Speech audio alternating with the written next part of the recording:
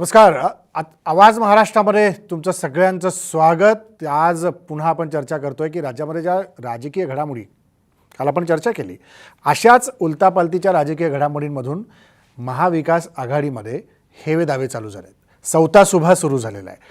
कुणासोबत कुणाचा दोस्ताना आहे आणि कुणाची मैत्री किती काळ टिकते याच्याबद्दलच्या चर्चा सुरू होत असतानाच ठिणगी पडते की काय अशी परिस्थिती निर्माण व्हायची वेळ आत्ता आली आहे असंही एकेकडे भासू लागलेलं आहे. त्यामुळे या सगळ्यामध्ये कोण कुणाला खेचण्याचा प्रयत्न करतोय आणि कोण कुणाचं अस्तित्व दाखवण्याचा प्रयत्न करतोय हा कळीचा मुद्दा आहे. त्यामुळे जनतेमध्ये हीच चर्चा आहे की नेमकं राज्यातल्या सत्ताधारी पक्षामध्ये चाललंय काय. प्रत्येकांचे मतप्रवाह निर्णयाला दिसत आहेत. त्यामुळे महाविकास आघाडीमध्ये फूट पडतीये का असा प्रश्न इथं उपस्थित होतो. याच मुद्द्यावर आपण चर्चा करणार आहोत. आपल्यासोबत चर्चेमध्ये असणार आहेत काँग्रेसचे प्रवक्ते डॉक्टर राजीव वाघमारे, भाजपचे प्रवक्ते प्रवीण घुगे औरंगाबादवरून आणि मृणालिनी नानिवडेकर राजकीय विश्लेषक आणि सकाळच्या ज्येष्ठ पत्रकार. सगळ्यांचं स्वागत. आपलं राजू वाघमारे पोहोचतील, पण या चर्चेकरता आज दिवसभर शिवसेनेच्या प्रत्येक प्रवक्त्याला नेत्याला आम्ही संपर्क साधण्याचा प्रयत्न केला, मात्र कुणीही चर्चेत यायची तयारी दाखवली नाही. ही सुरुवातीला मी प्रेक्षकाला सांगतो आणि चर्चेला सुरुवात करतो. सुरुवातीला नानिवडेकर मॅडम आपल्याकडे येतो की ज्या प्रकारची राज्यातल्या सगळ्या राजकीय हालचाली आत्ता सुरू आहेत आणि ज्या प्रकारे हालचाली होताना दिसत आहेत, याच्यातनं हे सगळं आलबेल चाललंय असं दिसतंय की काहीतरी बिघडतंय असं वाटतंय?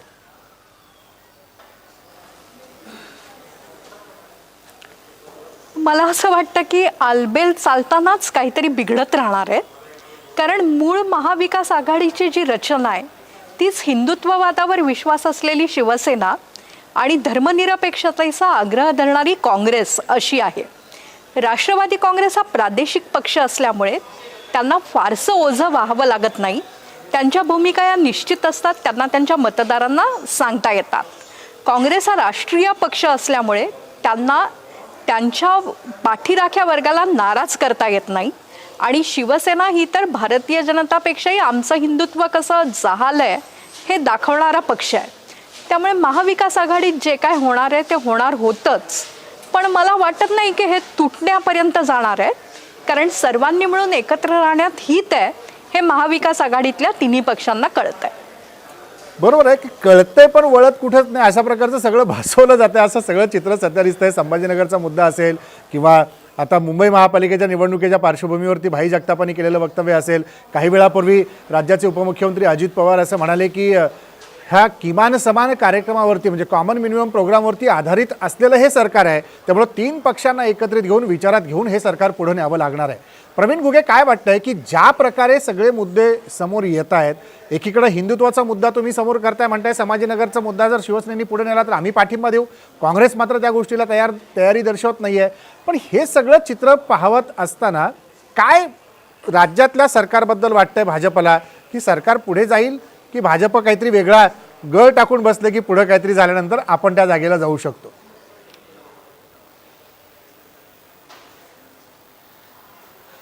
मुळात महाराष्ट्रातलं जे सरकार गठीत झालेलं आहे हेच मुळात जनमताच्या विश्वासघातातून गठीत झालेलं हे सरकार आहे.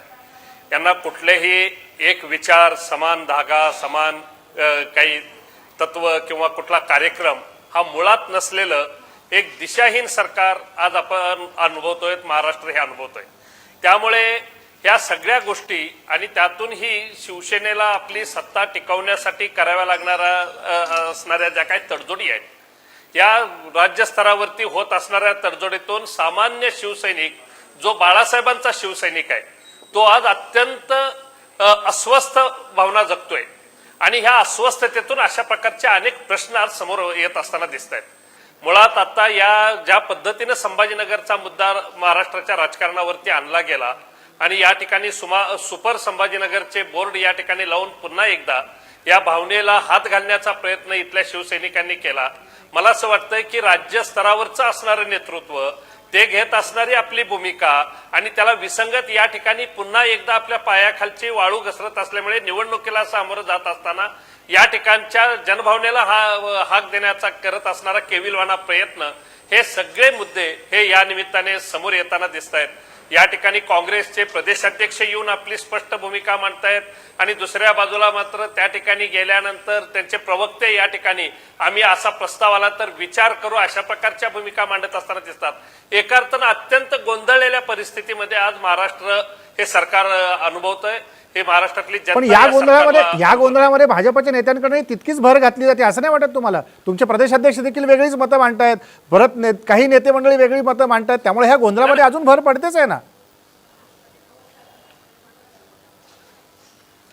नाही, भारतीय जनता पार्टीची प्रत्येक विषयावरची स्पष्ट भूमिका आहे आणि त्या आपल्या भूमिकेवरती भारतीय जनता पार्टी पूर्वी अगदी स्पष्टपणे आपली भूमिका मांडत राहिलेली आहे. आजही आम्ही मांडतोय की म्हणजे संभाजीनगरचा मुद्दा समोर येत असताना शिवसेनेनं अशा प्रकारचा मुद्दा ज्यावेळेस समोर आणला त्यावेळी आम्ही ही स्पष्ट भूमिका मांडली की या शहराचं नाव संभाजीनगर झालं पाहिजे, ही आमची प्रामाणिक भूमिका आहे.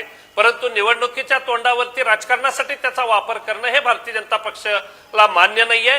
परंतु या शहराचं नाव संभाजीनगर होण्यासाठी ज्या काही गोष्टी कराव्या लागतील त्यासाठी मात्र भारतीय जनता पार्टी नक्की अग्रेसर राहून भूमिका घेईल.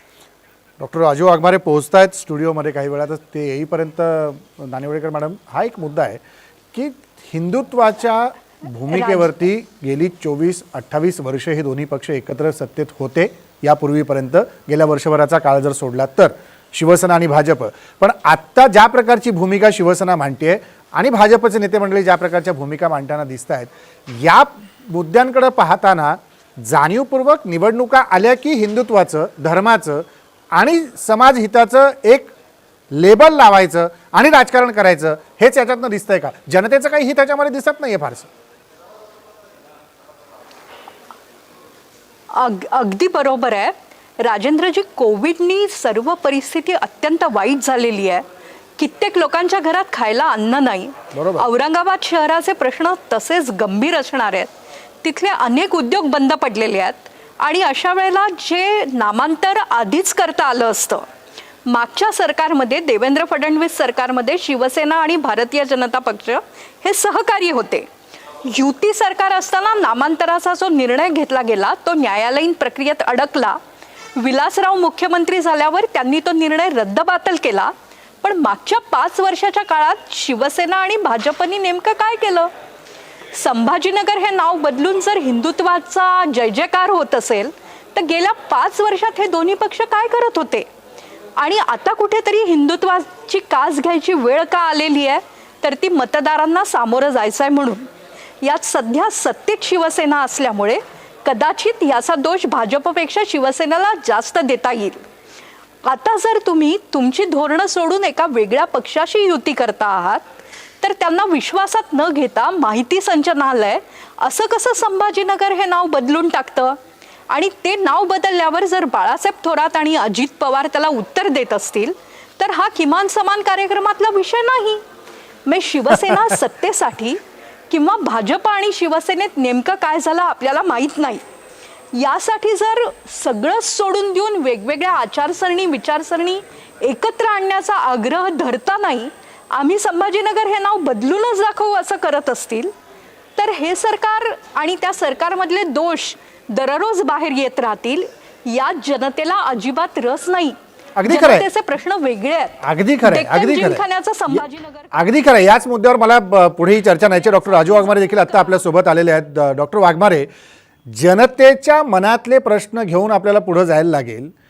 मग किमान समान कार्यक्रमावरती सत्तेत असलेला हा पक्ष अचानक वेगळी भूमिका मांडतो आणि काँग्रेस एक वेगळा सूर लावायला लावते, म्हणजे सगळं काय आलबेल चाललंय असं आपण समजायचं का? जनतेने काय समजायचं की कुणावर विश्वास ठेवायचा? नाही, सगळ्यात पहिली गोष्ट राजेंद्रजी, महाविकास आघाडीमध्ये अजिबात काहीही धुसफूस नाहीये. अगदी स्पष्टपणे आम्ही सगळेजण एकत्र आहोत किमान समान कार्यक्रमवर. त्या कार्यक्रमामध्ये नामांतराचा मुद्दा नाही असं आम्ही स्पष्ट केलेलं आहे. निवडणुकीच्या काळामध्ये संभाजीनगर हे नाव घेऊन जर कोण येत असेल तर तो या औरंगाबादच्या जनतेचा केलेला अपमान असेल. कोण येत असेल म्हणजे तुमचाच मित्र पक्ष आहे सत्तेतला, दुसरं कोणी येत नाहीये. नाही नाही, मला बोलू द्या ना सर, मला बोलू द्या राजेंद्रजी. काय आहे की मूलभूत प्रश्नांवर लोकशाहीमध्ये निवडणुका लढवल्या जातात आणि या ज्या निवडणुका मूलभूत प्रश्नांवर ज्या लढवल्या जातात त्याच्यावरच लढवल्या जाव्यात. भाजप, आता मी याच्या अगोदर ऐकलं की विश्वासघात वगैरे, भाजपचे प्रवक्ते कोण आहेत ते प्रवीण बोलत घुगे होते. प्रवीण घुगे आहेत आपल्यासोबत. हा, तर ते कसं आहे की विश्वासघात या शब्दाचं दुसरं नाव भाजप आहे आणि त्यांनी दुसऱ्यांना विश्वासघातकी म्हणावं याच्यासारखा विनोद दुसरा कुठचा नाही. प्रवीण घुगे, उत्तर द्या तुम्ही. त्याच्यामुळे कसं आहे की गेली 2014 पासून 2019 पर्यंत यांची सत्ता होती. भाजपचे मुख्यमंत्री होते. 4 वेळा यांनी स्मरणपत्र पाठवली असं भाजप स्वतः सांगतं. मग यांचे मुख्यमंत्री एवढे कमजोर होते हे यांनी सिद्ध केलेलं आहे. ठीक आहे, आपण उत्तर घेऊ राजू वाघमारे. मी येतो तुमच्याकडे. प्रवीण घुगे, प्रवीण घुगे.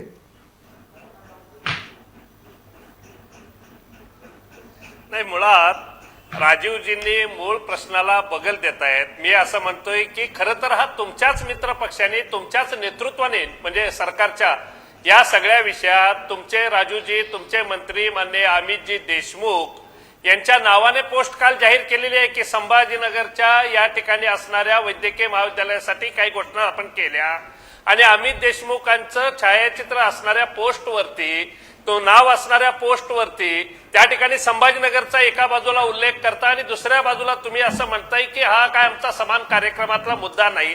मला असं वाटतं की हा दुतोंडीपणा आहे. आपण या महाराष्ट्रातल्या जनतेला फसवतायत आणि म्हणून आणि दुसऱ्यावरती विश्वासघाताचा आरोप करत असताना खरं तर या जनमताने कौल या निवडणुकीमध्ये काय दिला हा सगळ्या जगाला माहिती आहे. परंतु ज्या पद्धतीचं अनैसर्गिक सरकार या महाराष्ट्रामध्ये उभं राहिलं आणि त्यातून हेच होणार आहे.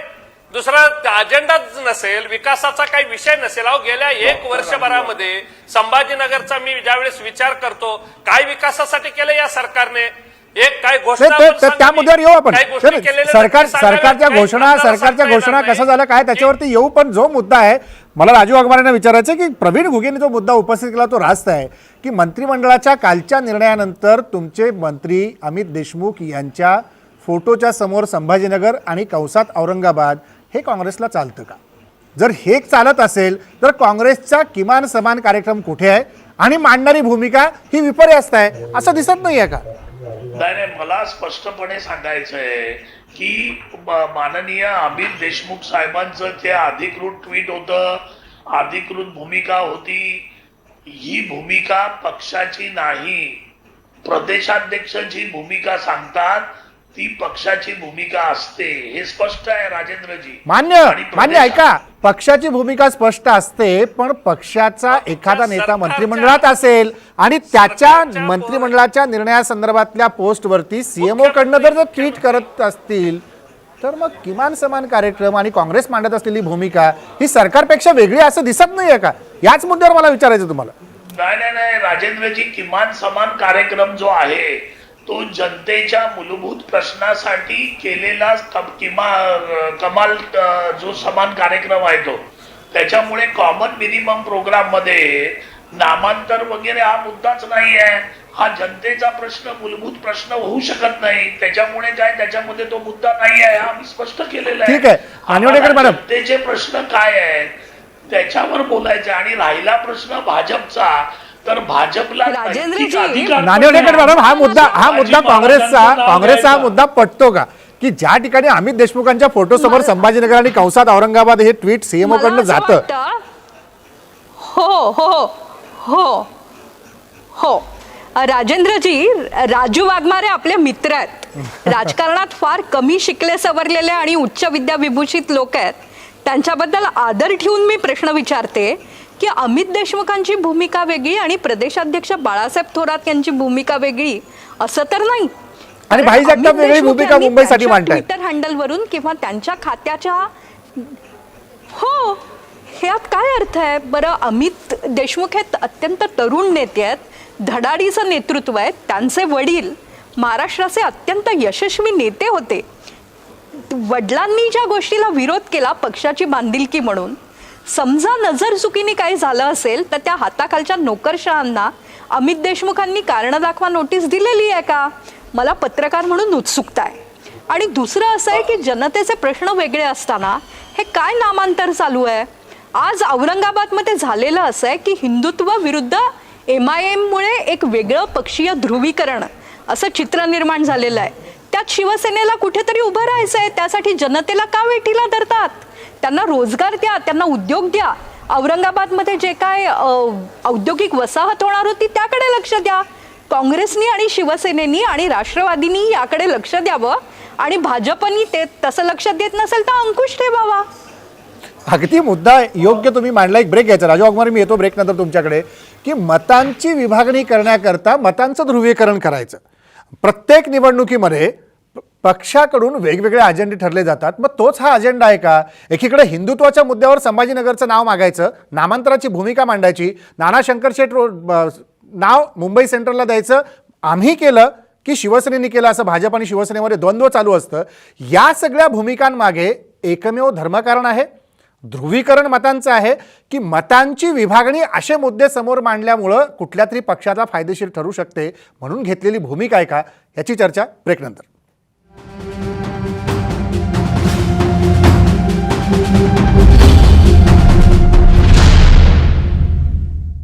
ब्रेकनंतर तुमचं सगळ्यांचं स्वागत. आपण पाहताय आवाज महाराष्ट्र. या सगळ्या महाराष्ट्राच्या आवाजामध्ये मुद्दा हाच येतो की महाविकास आघाडीमध्ये जर सगळंच आलबेल चाललेलं असेल तर मग ही वेगळी मतं कशी येत आहेत. मगाशी बोलताना अजित पवार म्हणाले की 3 पक्षांचं सरकार आहे. जर हे मुद्दे असे समोर येत असतील, वेगवेगळ्या भूमिका प्रत्येकांच्या समोर येत असतील तर आम्हाला त्याच्यात चर्चा करावी लागेल. मग ही चर्चा कधी होणार? किमान समान कार्यक्रमाविषयी सोनिया गांधी तिकडनं दिल्लीतून मुख्यमंत्र्यांना पत्र लिहितात आणि त्याच्याविषयी आठवण करून देतात की हे सरकार याच्यावरती आधारित आहे, पुढे चाललं आहे. आणि काँग्रेस मग सातत्याने वेगळी भूमिका मांडण्याच्या प्रयत्नात का आहे? हाच मुद्दा राजू वाघमारेंना मला विचारायचा आहे. डॉक्टर वाघमारे, काँग्रेस सातत्याने वेगवेगळी भूमिका मांडते आणि आपण म्हणताय किमान समान कार्यक्रम. मी परत त्याच मुद्द्यावर येतो. जर किमान समान कार्यक्रमावर सरकार आलबेल चाललेलं असेल तर मग याच्यावरती शांततेत बसून तोडगा का काढला जात नाही?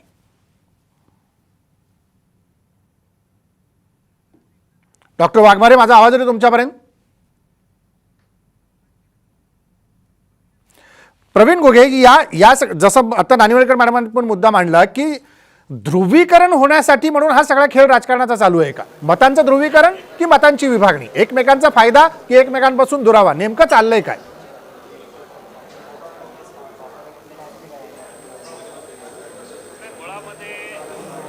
या ठिकाणी शिवसेनेनं आपली विश्वासार्हता गमावलेली आहे. आज ज्या वेळेस एकतर राज्यस्तरावरून अशा प्रकारच्या जनमताचा विश्वासघात करून जशी शिवसेना सत्तेमध्ये आली, तसंच या संभाजीनगर शहरामध्ये मात्र या ठिकाणचे विकासाचे अनेक विषय पुढे नेण्यामध्ये ते अपयशी ठरलेले आहेत. गेल्या आणि हे या ठिकाणच्या संभाजीनगरच्या जनतेने वेळोवेळी आपला आक्रोश व्यक्त केलेला आहे. आणि या ठिकाणचं हे सगळं या शहराचं वाटोळं होण्याच्या पाठीमागं, अशा प्रकारच्या विकासाला अडथळा निर्माण होण्याच्या पाठीमागे जी शिवसेनेची भूमिका राहिलेली आहे ही या संभाजीनगर वासियांना ही पूर्ण माहिती आहे. आणि त्यामुळे या ठिकाणी पुन्हा एकदा त्याच्याकडून लक्ष विचलित करून या सगळ्यांना भावनिक वातावरण करण्यासाठीचा हा केविलवाणा प्रयत्न आहे. परंतु मी या ठिकाणी राजेंद्रजी, मी आपल्याला सांगेन की या वेळेसच्या निवडणुकीमध्ये संभाजीनगरची जनता याला भुलणार नाही. यावेळेस विकास हाच महत्वाचा मुद्दा राहील. आणि गेल्या अनेक वर्षापासून म्हणजे इथल्या पाणी पुरवठ्याचा विषय हा सातत्यानं येत राहिला आणि तो केवळ या ठिकाणच्या नेतृत्वाच्या असणाऱ्या ज्या काही वेगळे इंटरेस्ट त्यामध्ये होते. पण पाणी पुरवठ्याचा मुद्दा, प्रवीण घुगे, पाणी पुरवठ्याचा मुद्दा गेल्या पंचवार्षिक मध्ये भाजप सरकारकडनंही औरंगाबादचा सुटला नाही. हे कुठतरी आपल्याला स्वीकारावं लागेल. राजू वाघमारे, किमान समान कार्यक्रमावरती जर वारंवार मुद्दे समोर येत असतील तर तोच आम्ही सांगतो. किमान समान कार्यक्रमावरती जर सातत्याने काँग्रेस म्हणत असेल तर मग चर्चेतले मुद्दे वेगळे का येतात? शिवसेनेशी बोलून हा मुद्दा सोडवला का जात नाही? नाही, आता मला मगाशी आमच्या संपादक ताई मृणालिनी ताईंनी जो मुद्दा उपस्थित केला त्याचं पहिल्यांदा मला स्पष्टीकरण आपल्याला द्यायचं आहे की आमचे मंत्री आदरणीय अमित देशमुख साहेबांकडून ते ट्विट केलेलं नव्हतं. हे ट्विट मंत्रिमंडळाच्या निर्णयानंतर मुख्यमंत्र्यांच्या ऑफिसमधून, जनसंपर्कामधून, कार्यालयातून हे ट्विट सगळ्या संबंधित विभागाची जी ट्विट करण्यात आली त्याच्यामध्ये हे ट्विट करण्यात आलं होतं. ते अमित देशमुखांनी हे ट्विट केलेलं नव्हतं. त्याच्यामुळे आमच्या मंत्र्यांनी देशमुखांनी अशा ट्विट प्रकारे- केलं, अमित देशमुखांनी ट्विट केलं असं कुणीही म्हणत नाहीये. शासनाच्या नाही, नाही, सीएमओच्या याच्यावरनं ते मगाशी- आलेलं आहे. हे कुणी म्हणत नाही अमित ऐका ना. देशमुखांनी केलं. मग- अमित देशमुखांचा नाही, फोटो मगाशी- वापरला, याच्यावरती काँग्रेसने आक्षेप नोंदवला की नाही नोंदवला? नाही आम्ही नोंदवला. आम्ही राजेंद्रजी आम्ही आक्षेप नोंदवला. आम्ही आक्षेप नोंदवल्यामुळे सीएमओनी स्पष्टीकरण केलं. त्याचं सीएम ऑफिसने त्याचं स्पष्टीकरण केलेलं आहे. हा पहिला मुद्दा. आता दुसरा मुद्दा असा- माझा वेळ संपत आलाय, माझा वेळ संपत आलाय, माझा वेळ संपत आलाय. आपण दुसरा परत मुद्दा असा- राजू वाघमारे, तुम्ही ऑलरेडी लेट आलात त्यामुळे माझा वेळ संपत आलाय. शेवट अगदी थोडक्यात 30 सेकंद मानवलेकर मॅडम, काय या सगळ्या घडामोडीमध्ये पुढे होणार आहे? हे आलबेल असंच चालत राहील की तुझ्या गळा माझ्या गळा गुंफू मोत्याच्या माळा असं म्हणत सरकार पुढे जाईल?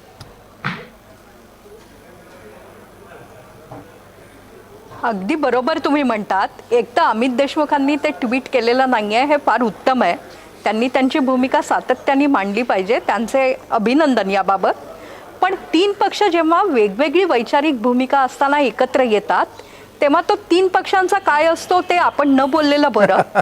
मला असं वाटतं पुढचं वर्ष हे निवडणुकांचं वर्ष आहे, जिल्हा परिषद आणि मनपा. त्यामुळे महाराष्ट्राला हेच सगळं पाहावं लागणार आहे. आणि प्रागतिक विचारांच्या महाराष्ट्रात हे काय होत आहे, निवडणुकीत कोणाला मतदारांनी मत दिलं आहे आणि आघाडी कशी झाली आहे, यातच कवित्व आपल्याला वर्षभर रंगवावं लागेल. अगदी खरं, याचंच कवित्व वर्षभर नोंदवावं लागेल, रंगवावं लागेल. ही चर्चा आवाज महाराष्ट्राच्यामध्ये इथंच मी थांबवतो. सर्व पाहुण्यांना धन्यवाद, तुम्ही सहभागी झालात त्याबद्दल. पाहत राहा साम TV, बातमीची व्यवस्था बदलेल.